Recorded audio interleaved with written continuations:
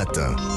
Lionel Gougelot. L'innovation sur Europe 1, et bien sûr on retrouve Anissé Mbida. Bonjour Anissé. Bonjour Lionel, bonjour à tous. Alors on connaissait les bateaux à voile. Ce matin Anissé, vous nous parlez de bateaux à cerf-volant, un projet surprenant pour réduire la pollution des gros cargos des mers, c'est-à-dire les tracter avec une immense aile volante, c'est bien ça? Oui, une voile de kitesurf comme on en voit de plus en plus sur les plages, vous savez, ces planches de surf qui sont tirées elles aussi par une aile volante. Sauf que là, la voile sera capable de tirer un porte-conteneur de plusieurs centaines de mètres de long.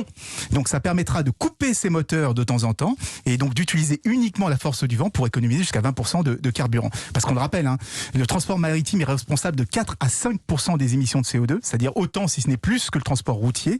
Et en plus, on parle de fuel lourd, un carburant extrêmement polluant qui émet beaucoup de gaz toxiques. Évidemment. Alors qu'est-ce que ça veut dire que l'on pourrait avoir des kitesurfers copilotes sur des cargos? Pourquoi pas, ce serait une bonne idée. Sauf que quand même, pour tirer un porte-conteneur de 1000 tonnes, de 100 000 tonnes, qu'est-ce que je dis, 100 000 tonnes, il faudrait une aile de 1000 mètres carrés qui fait 100 tonnes de traction. Donc vous imaginez, ça peut tirer un petit peu fort sur les bras. Non, là, ce sera un ordinateur qui va totalement charger du pilotage, donc du décollage de l'aile, de l'atterrissage et des fameux mouvements en 8 là, pour obtenir la meilleure traction. Et ce sont des Toulousains de la start-up R6 qui ont développé cette technologie. Et c'est le Ville de Bordeaux, un cargo de 154 mètres, qui sera le premier à l'exploiter.